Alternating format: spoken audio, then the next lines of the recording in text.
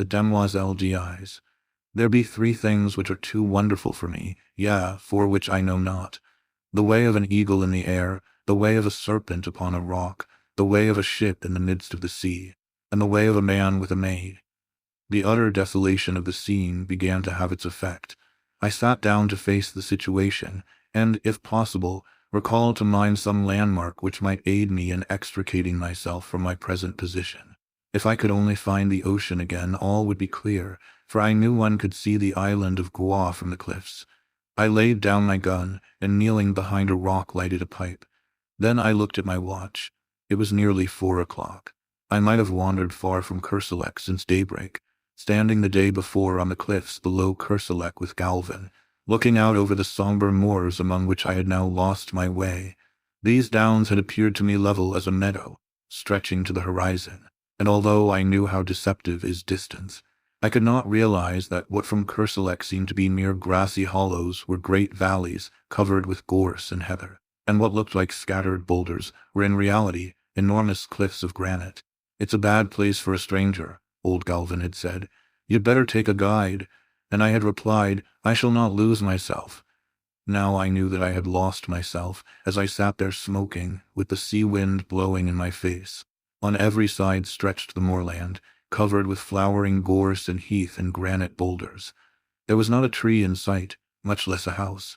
After a while I picked up the gun, and turning my back on the sun tramped on again. There was little use in following any of the brawling streams which every now and then crossed my path, for instead of flowing into the sea, they ran inland to reedy pools in the hollows of the moors. I had followed several, but they all led me to swamps or silent little ponds from which the snipe rose peeping and wheeled away in an ecstasy of fright. I began to feel fatigued, and the gun galled my shoulder in spite of the double pads. The sun sank lower and lower, shining level across yellow gorse and the moorland pools. As I walked, my own gigantic shadow led me on, seeming to lengthen at every step. The gorse scraped against my leggings, crackled beneath my feet, showering the brown earth with blossoms, and the brake bowed and billowed along my path. From tufts of heath rabbits scurried away through the bracken, and among the swamp grass I heard the wild duck's drowsy quack. Once a fox stole across my path, and again, as I stooped to drink at a hurrying rill, a heron flapped heavily from the reeds beside me. I turned to look at the sun. It seemed to touch the edges of the plain, when at last I decided that it was useless to go on, and that I must make up my mind to spend at least one night on the moors. I threw myself down thoroughly fagged out. The evening sunlight slanted warm across my body, but the sea winds began to rise, and I felt a chill strike through me from my wet shooting boots. High overhead gulls were wheeling and tossing like bits of white paper. From some distant marsh, a solitary curlew called. Little by little the sun sank into the plain, and the zenith flushed with the afterglow. I watched the sky change from palest gold to pink and then to smoldering fire. Clouds of midges danced above me, and high in the calm air a bat dipped and soared. My eyelids began to droop. Then as I shook off the drowsiness, a sudden crash among the bracken roused me. I raised my eyes. A great bird hung quivering in the air above my face. For an instant I stared, incapable of motion. Then something leaped past me in the ferns, and the bird rose, wheeled, and pitched headlong into the brake. I was on my feet in an instant, peering through the gorse. There came the sound of a struggle from a bunch of heather close by, and then all was quiet.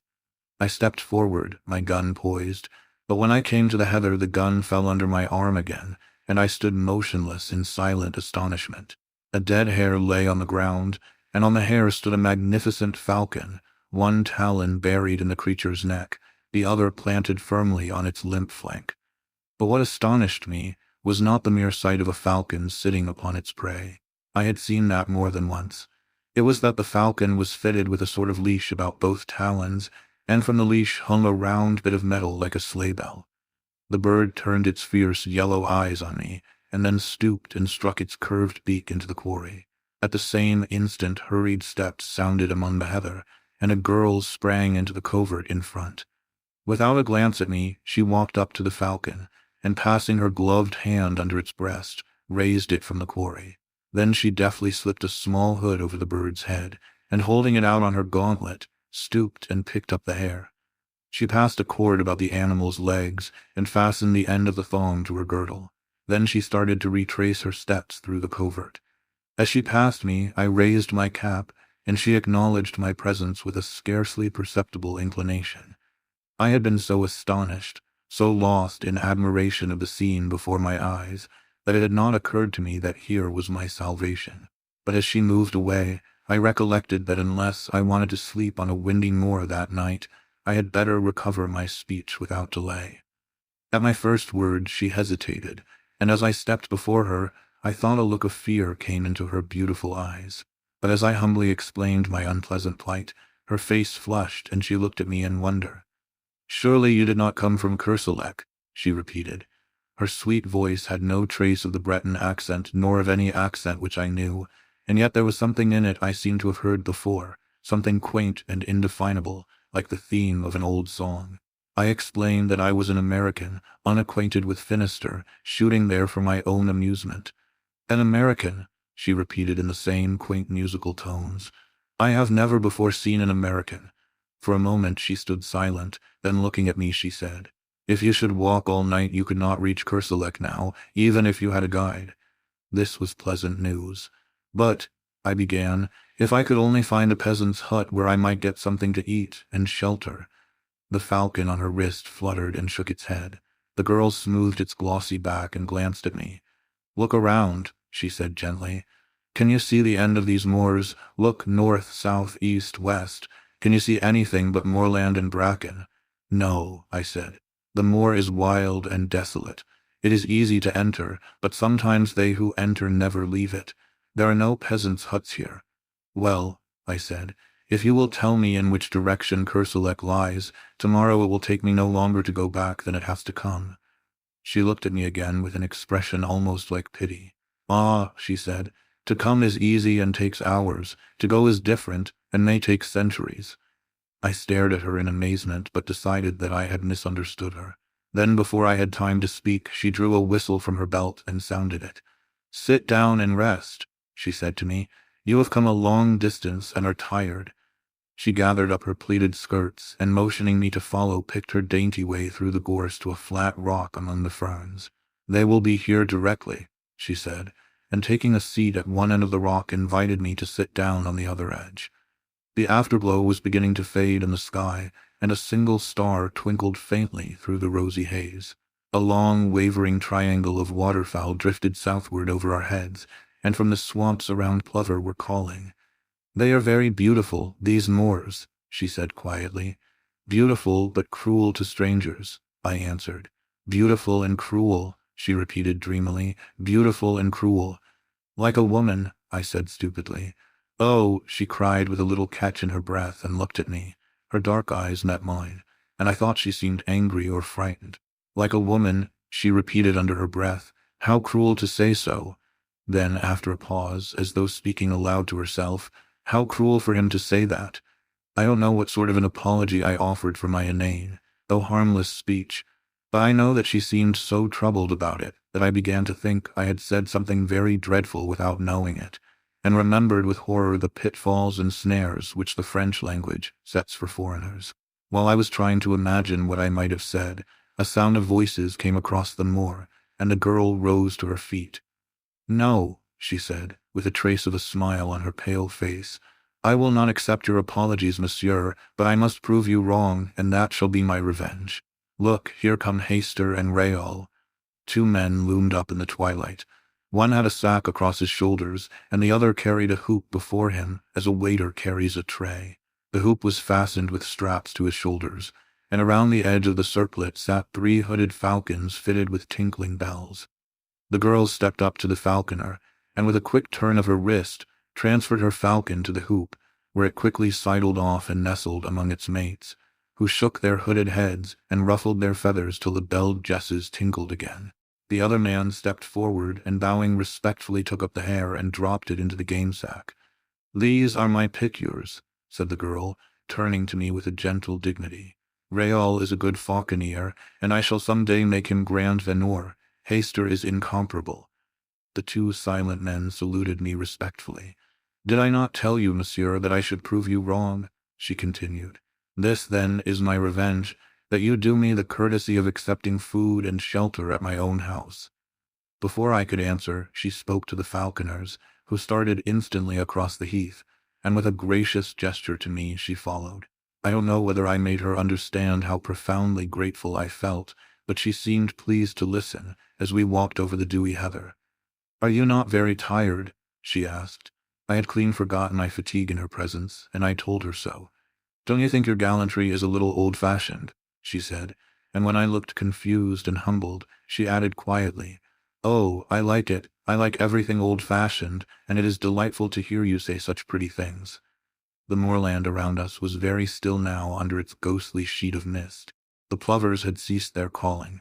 The crickets and all the little creatures of the fields were silent as we passed, yet it seemed to me as if I could hear them beginning again far behind us. Well in advance, the two tall falconers strode across the heather, and the faint jingling of the hawk's bells came to our ears in distant murmuring chimes. Suddenly a splendid hound dashed out of the mist in front, followed by another and another, until half a dozen or more were bounding and leaping around the girl beside me. She caressed and quieted them with her gloved hand, speaking to them in quaint terms which I remembered to have seen in old French manuscripts. Then the falcons on the circlet borne by the falconer ahead began to beat their wings and scream, and from somewhere out of sight the notes of a hunting horn floated across the moor. The hounds sprang away before us and vanished in the twilight. The falcons flapped and squealed upon their perch, and the girl, taking up the song of the horn, began to hum. Clear and mellow her voice sounded in the night air. "Chasseur, chasseur, chasses encore. Quides rosetic genetin, taunton, taunton, taunting, taunton, oh, poor rabbitter, des eloror, coles amours soyant de plantin, taunton, tauntain, taunton." As I listened to her lovely voice, a grey mass which rapidly grew more distinct loomed up in front, and the horn rang out joyously through the tumult of the hounds and falcons. A torch glimmered at a gate, a light streamed through an opening door, and we stepped upon a wooden bridge which trembled under our feet and rose creaking and straining behind us as we passed over the moat and into a small stone court, walled on every side. From an open doorway a man came and, bending in salutation, presented a cup to the girl beside me. She took the cup and touched it with her lips, then lowering it turned to me and said in a low voice, "I bid you welcome." At that moment one of the falconers came with another cup, but before handing it to me, presented it to the girl, who tasted it. The falconer made a gesture to receive it, but she hesitated a moment, and then, stepping forward, offered me the cup with her own hands. I felt this to be an act of extraordinary graciousness, but hardly knew what was expected of me, and did not raise it to my lips at once. The girl flushed crimson. I saw that I must act quickly. "Mademoiselle," I faltered, "a stranger whom you have saved from dangers he may never realize empties this cup to the gentlest and loveliest hostess of France." "In his name," she murmured, crossing herself as I drained the cup. Then stepping into the doorway, she turned to me with a pretty gesture, and taking my hand in hers, led me into the house, saying again and again, "You are very welcome, indeed you are welcome to the Château D'Ys." I awoke next morning with the music of the horn in my ears, and leaping out of the ancient bed, went to a curtained window where the sunlight filtered through little deep-set panes. The horn ceased as I looked into the court below. A man who might have been brother to the two falconers of the night before stood in the midst of a pack of hounds. A curved horn was strapped over his back, and in his hand he held a long-lashed whip. The dogs whined and yelped, dancing around him in anticipation. There was the stamp of horses, too, in the walled yard. "Mount!" cried a voice in Breton, and with a clatter of hoofs the two falconers, with falcons upon their wrists, rode into the courtyard among the hounds. Then I heard another voice which sent the blood throbbing through my heart. "Curieux Louis, hunt the hounds well and spare neither spur nor whip. Thou Raoul and thou Gaston, see that the Epervier does not prove himself Niais, and if it be best in your judgment, fates courtoisie à l'oiseau. Jardiner un oiseau, like the maille there on Haster's wrist, is not difficult, but thou, Raoul, mayest not find it so simple to govern that haggard. Twice last week he foamed au vif and lost the beckade, although he is used to the lura. The bird acts like a stupid branchier. Pater unhaggard en est pas si facile." Was I dreaming? the old language of falconry which I had read in yellow manuscripts. The old forgotten French of the Middle Ages was sounding in my ears, while the hounds bayed and the hawks' bells tinkled accompaniment to the stamping horses. She spoke again in the sweet forgotten language. If you would rather attach the lunge and leave thy haggard o block, Raol, I shall say nothing, for it were a pity to spoil so fair a day's sport with an ill-trained sores. Essemer abeaser, it is possibly the best way. Sans lui donner des reins. I was perhaps hasty with the bird. It takes time to pass a la filière and the exercises d'escape. Then the falconer Raol bowed in his stirrups and replied, If it be the pleasure of Mademoiselle, I shall keep the hawk. It is my wish, she answered. Falconry, I know, but you have yet to give me many a lesson in autoursery, my poor Raol. Sire Puriu Louis mount. The huntsman sprang into an archway and in an instant returned, mounted upon a strong black horse, followed by a piqueur also mounted. Ah, she cried joyously, speed Glemerc Rene, speed.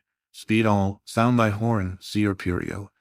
The silvery music of the hunting horn filled the courtyard. The hounds sprang through the gateway and galloping hoofbeats plunged out of the paved court, loud on the drawbridge, suddenly muffled, then lost in the heather and bracken of the moors. Distant and more distant sounded the horn, until it became so faint that the sudden carol of a soaring lark drowned it in my ears. I heard the voice below responding to some call from within the house. I do not regret the chase. I will go another time. Courtesy to the stranger, Pelagie, remember. And a feeble voice came quavering from within the house. Courtesy. I stripped, and rubbed myself from head to foot in the huge earthen basin of icy water which stood upon the stone floor at the foot of my bed. Then I looked about for my clothes. They were gone, but on a settle near the door lay a heap of garments which I inspected with astonishment. As my clothes had vanished, I was compelled to attire myself in the costume which had evidently been placed there for me to wear while my own clothes dried. Everything was there, cap, shoes, and hunting doublet of silvery grey homespun. But the close-fitting costume and seamless shoes belonged to another century, and I remembered the strange costumes of the 3 falconers in the courtyard. I was sure that it was not the modern dress of any portion of France or Brittany, but not until I was dressed and stood before a mirror between the windows did I realize that I was clothed much more like a young huntsman of the Middle Ages than like a Breton of that day. I hesitated and picked up the cap. Should I go down and present myself in that strange guise? There seemed to be no help for it. My own clothes were gone, and there was no bell in the ancient chamber to call a servant. So I contented myself with removing a short hawk's feather from the cap, and, opening the door, went downstairs. By the fireplace in the large room at the foot of the stairs, an old Breton woman sat spinning with a distaff. She looked up at me when I appeared, and, smiling frankly, wished me health in the Breton language, to which I laughingly replied in French. At the same moment my hostess appeared, and returned my salutation with a grace and dignity that sent a thrill to my heart. Her lovely head with its dark curly hair was crowned with a headdress which set all doubts as to the epoch of my own costume at rest. Her slender figure was exquisitely set off in the homespun hunting gown edged with silver, and on her gauntlet-covered wrist she bore one of her petted hawks. With perfect simplicity, she took my hand and led me into the garden and the court, and seating herself before a table, invited me very sweetly to sit beside her. Then she asked me in her soft, quaint accent how I had passed the night, and whether I was very much inconvenienced by wearing the clothes which old Pelagie had put there for me while I slept. I looked at my own clothes and shoes, drying in the sun by the garden wall, and hated them. What horrors they were compared with the graceful costume which I now wore. I told her this laughing, but she agreed with me very seriously.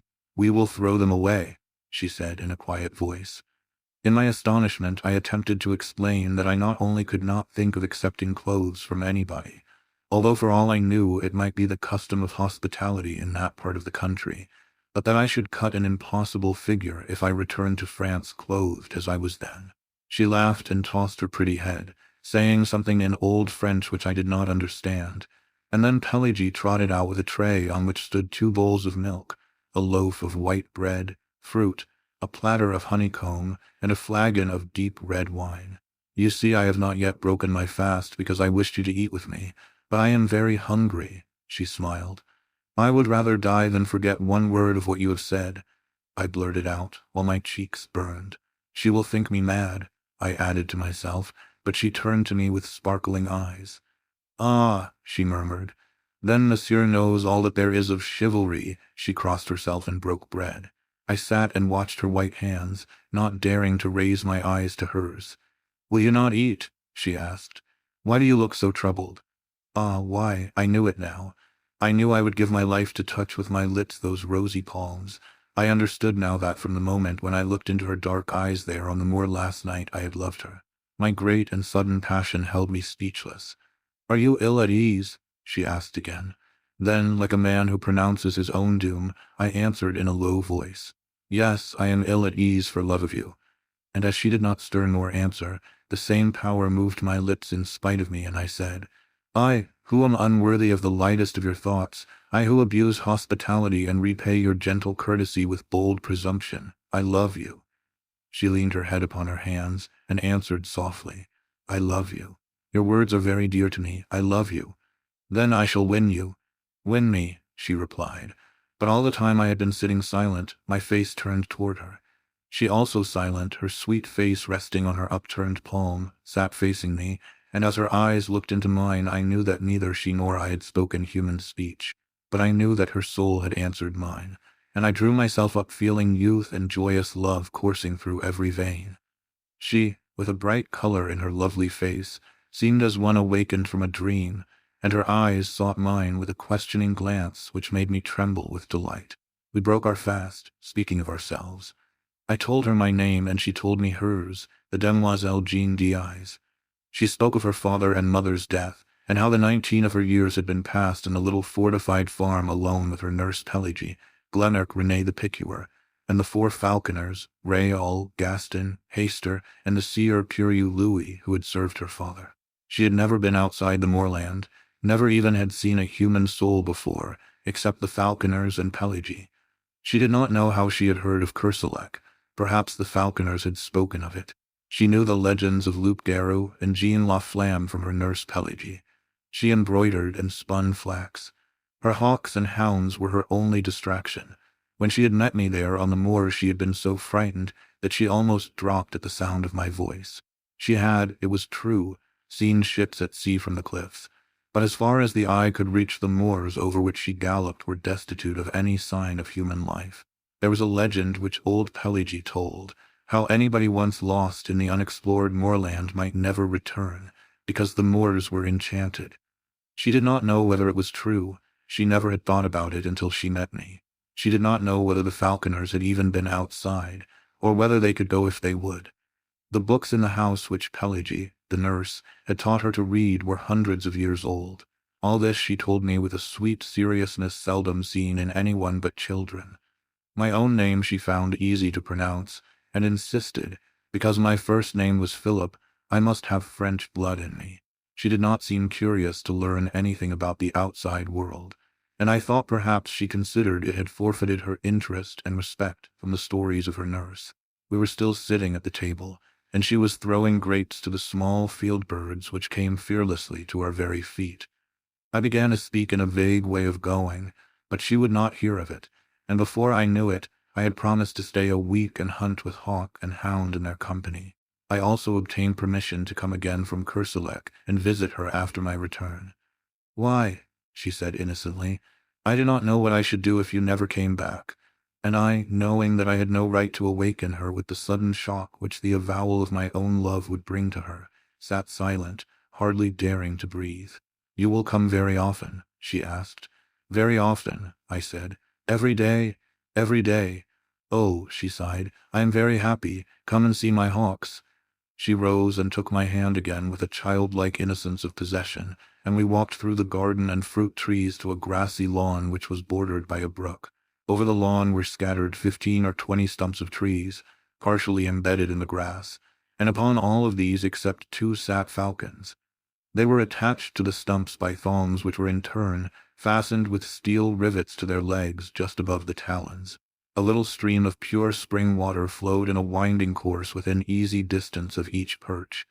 The birds set up a clamor when the girl appeared, but she went from one to another, caressing some, taking others for an instant upon her wrist, or stooping to adjust their jesses. "Are they not pretty?" she said. "See, here is a falcon gentle. We call it ignoble, because it takes the quarry in direct chase. This is a blue falcon. In falconry we call it noble because it rises over the quarry and, wheeling, drops upon it from above. This white bird is a gerfalcon from the north. It is also noble. Here is a merlin, and this tiercelid is a falcon heroner." I asked her how she had learned the old language of falconry. She did not remember, but thought her father must have taught it to her when she was very young. Then she led me away and showed me the young falcons still in the nest. "They are termed D'Ys in falconry," she explained. "A branchier is the young bird, which is just able to leave the nest and hop from branch to branch. A young bird which has not yet molted is called a soars, and a Malay is a hawk which has molted in captivity. When we catch a wild falcon which has changed its plumage, we term it a haggard. Raoul first taught me to dress a falcon. Shall I teach you how it is done?" She seated herself on the bank of the stream among the falcons, and I threw myself at her feet to listen. Then the Demoiselle D'Ys held up one rosy-tipped finger and began very gravely. "First one must catch the falcon." "I am caught," I answered. She laughed very prettily and told me my dressage would perhaps be difficult, as I was noble. "I am already tamed," I replied, "jest and belled." She laughed, delighted. "Oh, my brave falcon, then you will return at my call." "I am yours," I answered gravely. She sat silent for a moment. Then the color heightened in her cheeks, and she held up her finger again, saying, "Listen, I wish to speak of falconry." "I listen, Countess Jean D'Ys." But again she fell into the reverie, and her eyes seemed fixed on something beyond the summer clouds. "Philip," she said at last. "Jean," I whispered. "That is all, that is what I wished," she sighed. "Philip and Jean." She held her hand toward me, and I touched it with my lips. "Win me," she said, but this time it was the body and soul which spoke in unison. After a while she began again. "Let us speak of falconry." "Begin," I replied. "We have caught the falcon." Then Jean D'Ys took my hand in both of hers, and told me how with infinite patience the young falcon was taught to perch upon the wrist, how little by little it became used to the belled jesses and the chaperon à cornet. "They must first have a good appetite," she said. "Then little by little I reduce their nourishment, which in falconry we call pat. When after many nights passed au bloc as these birds are now, I prevail upon the haggard to stay quietly on the wrist, then the bird is ready to be taught to come for its food. I fix the pat to the end of a thong, or lura, and teach the bird to come to me as soon as I begin to whirl the cord in circles about my head. At first I drop the pat when the falcon comes, and he eats the food on the ground. After a little, he will learn to seize the lura in motion, as I whirl it around my head, or drag it over the ground. After this, it is easy to teach the falcon to strike at game, always remembering to faire courtoisie et cute eloiseau, that is, to allow the bird to taste the quarry." A squeal from one of the falcons interrupted her, and she arose to adjust the lunge which had become whipped about the block, but the bird still flapped its wings and screamed. "What is the matter?" she said. "Philip, can you see?" I looked around and at first saw nothing to cause the commotion, which was now heightened by the screams and flapping of all the birds. Then my eye fell upon the flat rock beside the stream from which the girl had risen. A gray serpent was moving slowly across the surface of the boulder, and the eyes in its flat triangular head sparkled like jet. "A couleuvre," she said quietly. "It is harmless, is it not?" I asked. She pointed to the black V-shaped figure on the neck. "It is certain death," she said. "It is a viper." We watched the reptile moving slowly over the smooth rock to where the sunlight fell in a broad, warm patch. I started forward to examine it, but she clung to my arm, crying, "Don't, Philip, I am afraid." "For me, for you, Philip, I love you." Then I took her in my arms and kissed her on the lips, but all I could say was, "Jean, Jean, Jean." And as she lay trembling on my breast, something struck my foot in the grass below, but I did not heed it. Then again something struck my ankle, and a sharp pain shot through me. I looked into the sweet face of Jean D'Ys and kissed her, and with all my strength lifted her in my arms and flung her from me. Then bending, I tore the viper from my ankle and set my heel upon its head. I remember feeling weak and numb. I remember falling to the ground. Through my slowly glazing eyes, I saw Jean's white face bending close to mine, and when the light in my eyes went out, I still felt her arms about my neck, and her soft cheek against my drawn lips. When I opened my eyes, I looked around in terror. Jean was gone. I saw the stream and the flat rock. I saw the crushed viper in the grass beside me, but the hawks and blocks had disappeared. I sprang to my feet. The garden, the fruit trees, the drawbridge, and the walled court were gone. I stared stupidly at a heap of crumbling ruins, ivy-covered and gray, through which great trees had pushed their way. I crept forward, dragging my numbed foot, and as I moved, a falcon sailed from the treetops among the ruins, and soaring, mounting in narrowing circles, faded and vanished in the clouds above. "Jean, Jean," I cried, but my voice died on my lips, and I fell on my knees among the weeds. And as God willed it, I, not knowing, had fallen kneeling before a crumbling shrine carved in stone for our Mother of Sorrows. I saw the sad face of the Virgin wrought in the cold stone. I saw the cross and thorns at her feet, and beneath it I read, "Pray for the soul of the Demoiselle D'Ys, who died in her youth for love of Philip, a stranger." AD 1573. But upon the icy slab lay a woman's glove still warm and fragrant.